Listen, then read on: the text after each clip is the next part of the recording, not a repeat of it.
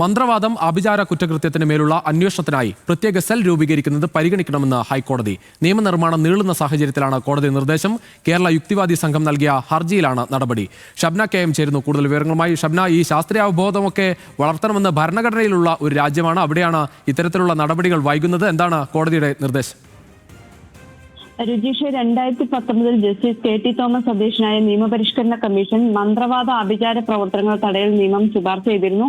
എന്നാൽ ഇതിനുള്ള ശ്രമങ്ങൾ 2023 സർക്കാർ ഉപേക്ഷിച്ചു. പിന്നീട് കോടതി ഇടപെട്ടാണ് ഇപ്പോൾ വീണ്ടും ഇത്തരത്തിലുള്ള നിയമനിർമ്മാണം സർക്കാരിന്റെ പരിഗണനയിലുള്ളത്. ഇതിലേക്കുള്ള നിർദ്ദേശങ്ങൾക്കായി വിദഗ്ധ സമിതി 3 തവണ യോഗം ചേർന്നുവെന്നും വിവിധ സർക്കാർ വകുപ്പുകളിൽ നിന്നും സമൂഹത്തിൽ നിന്നും അഭിപ്രായം തേടേണ്ടതുണ്ട് എന്നും സർക്കാർ കോടതിയിൽ ഇന്ന് അറിയിക്കുകയും ചെയ്തു. കൂടാതെ നിയമോപദേശവും വേണ്ടിവരും. അതിനാൽ മതിയായ സമയം അനുവദിക്കണം എന്നായിരുന്നു ആവശ്യം. എന്നാൽ അഭിപ്രായ രൂപീകരണവും സമിതികളെ നിയോഗിക്കലും മാത്രമാണ് വർഷങ്ങളായി നടക്കുന്നത്. കുറ്റകൃത്യങ്ങൾ ഇത്തരത്തിൽ പലയിടത്തും വർദ്ധിക്കുകയാണ്.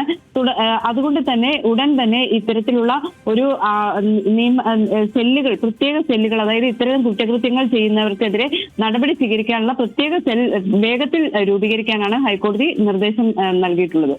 ശരി ഷബ്ന.